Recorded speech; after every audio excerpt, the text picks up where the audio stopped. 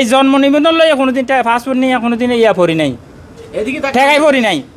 আজকে এখন কোম্পানিতে বলতেছে যে পাসপোর্ট বানার জন্য এম্বাসিতে গেছি, এম্বাসি ওই জন্ম নিবন্ধনের অ্যাড্রেস লইয়া আর পাসপোর্টের অ্যাড্রেসের লওয়া পুরান পাসপোর্টের কোনো মিল নেই।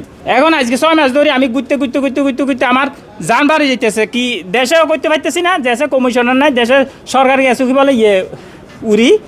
এখন আমি পারতেছি না জন্মদিন ঠিক করতে, 5,000 টাকা দিতে বলছি, তারপরে আমার জন্মদিন ঠিক করে না। আমি এখন সমাধান চাই যে আমাদের এমআরপি পাসপোর্ট অতি সত্তর, আমাদের দাবি অতি সত্তর এমআরপি পাসপোর্ট চালু করুক, ওইটাই আর কিছু না।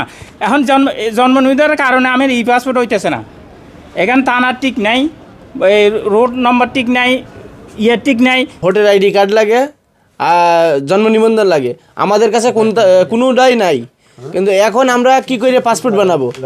এমআরপি কেন বন্ধ করা হয়েছে কুয়েতে?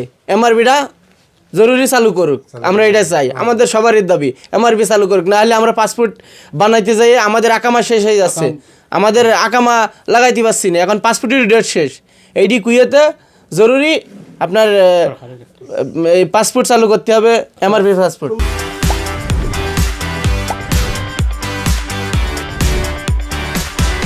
পয়সায় গেছে গিয়ে আপনার আগের পাসপোর্ট চাই, আপনার পুরানো যেভাবে ছিল এইভাবে আপনার বর্তমানে আছে আকামা নাই।